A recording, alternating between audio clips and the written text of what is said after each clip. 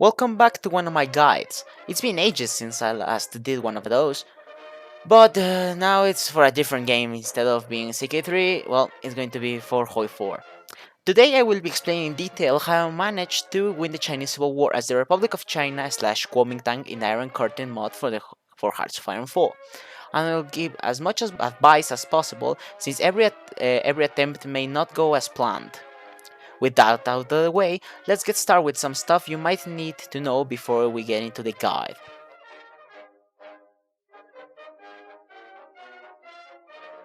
If you are here, it's probably because you know the whole ordeal about this. But if you're not aware, the Chinese Civil War as the Kuomintang can be quite difficult, and that's actually an understatement. For starters, the PRC starts with much better divisions that we have. Our basic division template starts with only 5 infantry battalions. I don't know if they're actually infantry battalions, but I'm gonna go with it. And if we tag switch over to the PRC, we shall see that their divisions are, they are much better quality than ours. And if we take a look at one of the PRC's divisions, you can see that, they have a lot of infantry, and they have much better equipment with artillery, anti-air, some tanks, and many other support companies that we don't have. If you actually look into the national spirits of the PRC, you will look that there's a certain national spirit that, I think it speaks for itself, but that's not the worst of all. Because if you take a look into the Kuomintang's national spirit, you will notice that, yikes. So yeah, as you will see, this is the biggest problem of trying to play as a Kuomintang. It's basically impossible to hold with the debuffs in place, so you will need to do something special to get rid of these negative debuffs. If you actually take a look into your decisions tab, you will notice that in the operations sections you will see a timer which says the Shanghai Campaign, which basically means that you have to hold the state of Shanghai, only the state. Disclaimer, you don't have to hold the... You will see that you only have to actually hold... You have to hold the state, not actually the city itself. So that means if you actually lose one of the tiles, if you actually lose Shanghai or lose this tile, you can actually still get the event to get rid of your debuffs if you actually just hold one of these two. But I do not think that it's a wise option to actually do that, since we will use this as a forward operating base for our future offensives when we get rid of the debuffs, but I will actually explain this later in the video. As you can see, the starting front, you can see the PRC is right on our front door, our front doorsteps. Also, before we move on,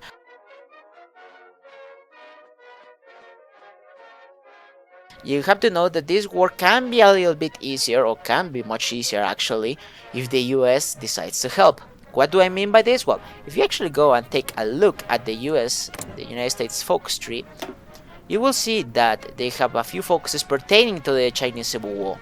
They can do 3 things. They can either bring the issue to the United Nations, basically calling for a police action so that the rest of the world can help you out here with the following focuses should the UN action pass, or they can actually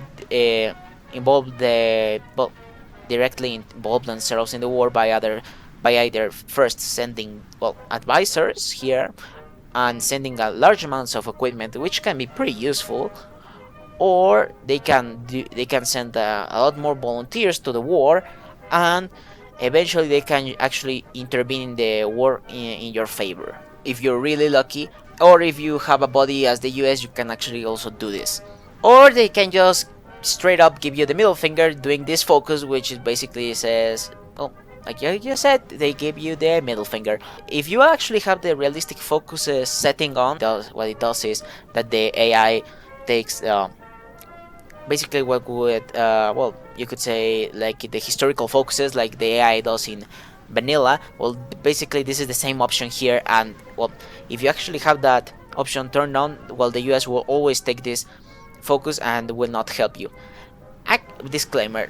Actually, the US can actually help you, and the rest of the Western world can. If you actually have enough good relations, they can actually send you some lend-lease equipment to actually help you in the war. But apart from that, they will not help you much. And that's it for the introductory stuff.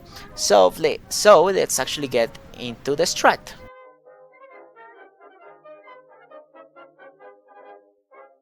The first thing we will do is actually to take the divisions placed here in the region of Xinjiang, and well, you could say the Shibi Sanma, I think it's the region in the base game. We will take the first 24 divisions here. We'll take all these 24 divisions and we will actually disband them. Why are we doing this? Well, this is mostly because we're actually doing this because if you actually take a look to our debuffs, you will see that we have a negative bonus to our division speed, like a minus 40%, which basically what does it mean is that most of these divisions, well, the divisions we have just disbanded, will not be able to actually retreat into our fallback line here or to the Shanghai province we need to hold. So, and they will get encircled and they will die. So it's better just to delete them so we can actually get their infantry, well, all their equipment in stockpile. Now, the second thing we need to do is we need to establish a fallback line here in the south, since we will have two major fronts. We will have the front holding the region of Shanghai and the southern front. And we will actually establish the fallback line in the two states of Guangxi, this one, and Guangdong here. Why are we doing this? Well, there's a few reasons we are actually going to do this. First, our troops are of a lower quality, since like I already showed off. Which means that if we have a wider front line, we will have less troops, and because of their quality, the PRC will be able to break through. So it's better to make a smaller front line, making it harder for the PRC to actually break through once we get rid of the negative debuffs. Second of all, if we draw a fallback line like the following one,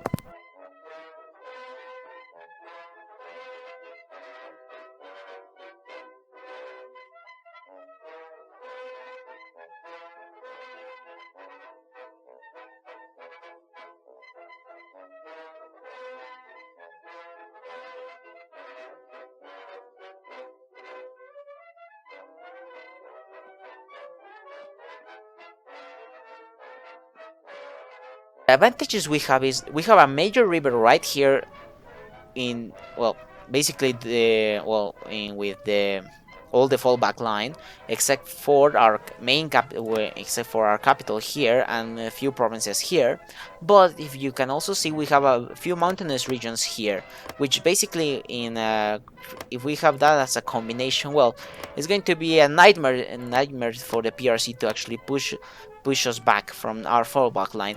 You might get actually pushed back from a few provinces like this one, since they might be actually plains, like the following one, like here, or like here.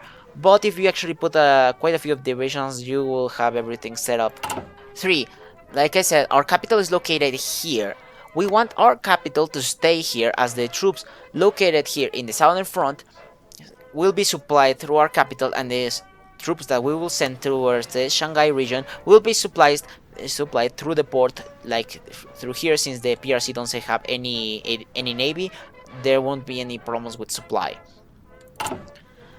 And if we lose the capital region here, it will move to Shanghai, and if that happens, that means that all of these troops will have major supply issues that will basically will not end well. I'll leave it at that. And finally, the fourth reason is that these two states, Guangxi, I hope I'm pronouncing this thing right, and Guangdong, has most of our military industry. So basically, if we lose most of the other states, it will not affect our military production. Most of the other states only have a few civilian factories, and we will only be using those to build forts both in our capital here and in Shanghai proper.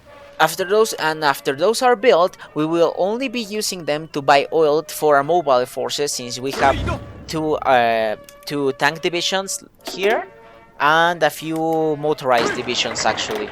As for research, you can basically research whatever you want. I recommend researching something relating to infantry equipment, since most of our army is made up of infantry battalions.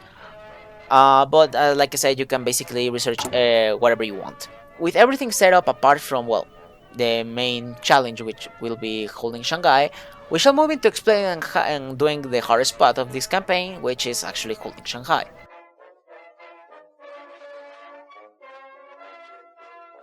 As you will know, holding Shanghai will be a difficult task, and it's something that you will not get at the first try. I would say you won't be getting it until you're like at the 10th attempt.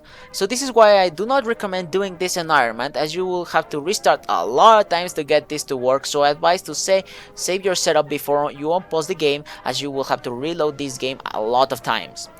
Disclaimer, I know there will be someone in the comments saying, I did it on Iron Man. I did it on Iron Man, so you can also do it. Yes, I acknowledge you, my dude, but this is a guide for everyone else who doesn't want to deal with the suffering involved with this. And also, there's another reason why you might want to not do this in Iron Man, but this will come almost at the end of the video. Now, with everything else in place, we shall need to hold Shanghai, and this is tricky as thanks to the debuffs we get and the buff Mao gets. Your division's organization will break almost immediately thanks to the debuff. As you can see here, we have a minus 70% organization, so most of your divisions will break pretty quickly. So the trick to holding both tiles is to keep funneling divisions in and out by either sending them with strategic redeployment, or by sea through the port in Shanghai that is located here. You will notice that if you disbanded the divisions in this Xinjiang, you will be left with around like 5 full army groups. So we want to send the closest 3 full army groups all to Shanghai and leave the only 2 in the fallback line we just did. If you are caught by land, which most likely will happen, you will want to use a strategic redeployment to the nearest port and send them to Shanghai that way. If you see that you're having trouble sending divisions signed there and the PRC is attacking you aggressively, use your fallback line divisions to send them there, as it will take time for the PRC to get to the fallback lines. So do whatever it takes to hold Shanghai for at least 50 days. You have 2 armored units, send them to the city itself and put them under a different general, and use your command power with last stand to buy you some time so that other infantry and motorized divisions can reinforce the battle. If you see that your divisions are breaking, retreat them to the other tiles so they can get some orc and send them back in. Rinse and repeat until the event fires and the hardest part will have passed. I recommend doing this in 3 speed so that you have enough time to react if some tiles are breaking, so you can send more reinforcements. In paper it sounds somewhat simple, but trust me, it's not. It took me 4 reloads with this strat to hold the city, and countless more when I wasn't doing this strat. Though keep in mind that there is some RNG and luck in this campaign, since the AI can be pretty unpredictable and can vary from using 30-ish divisions to take Shanghai, which is basically a game over, or sometimes they will focus on taking other land in Xinjiang and the south of China first, or I've heard sometimes that they won't even attack when having a few troops in the city in Shanghai. And also another important factor to keep in mind is that if you pull a lot of troops into the tiles located in Shanghai, the AI will think that they can't take it, so they might stop attacking. Using save games and reloading them will make the AI recalculate their push, so if they are aggressively attacking Shanghai and you reload a save, they might try to go to another place. After finally holding Shanghai, then the rest becomes easier, so that's what we'll be covering next.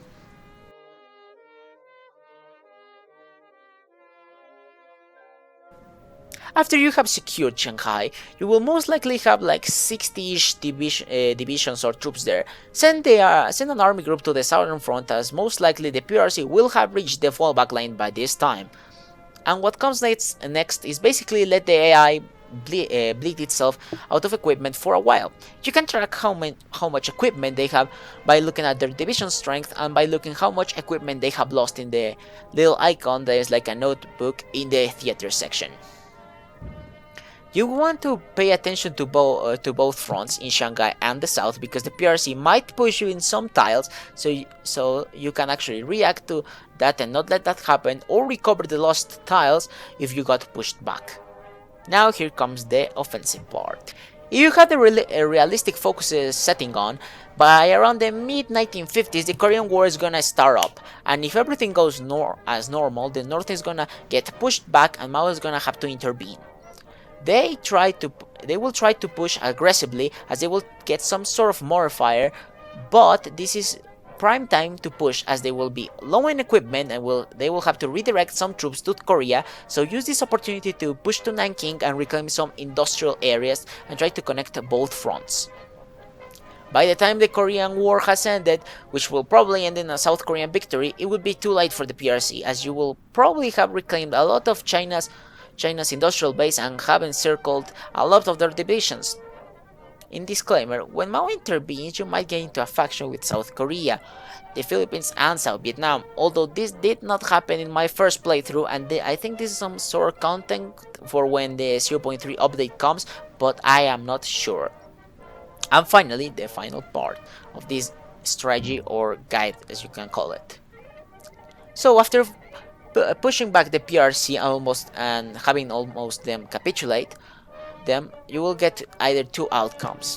One, you will get a scripted peace deal that will make Mongolia and East Turkestan take some territory out of you and will save the PRC as a puppet state to the Soviets, and you will get a nice new tree to basically reform and rebuild China after the Civil War. The second outcome you can get is that you can get a bug where you will get a normal peace deal, and if you annex the PRC you will be stuck with the normal Taiwan tree, so this is where the console commands come in. You want to take most of the PRC territory in the peace deal, but leave them with Manchuria. So then you use allow diplo with the console afterwards and immediately declare war on the PRC again. After taking some land, the scripted peace deal will fire. And there you go, on how to survive and win the Chinese Civil War as the Kuomintang. Hope this helps anyone. Also, if you want to see a time lapse of how I did it personally, you can check my previous video here. This has been everything for now. We'll see you next video. This was Defectus signing off.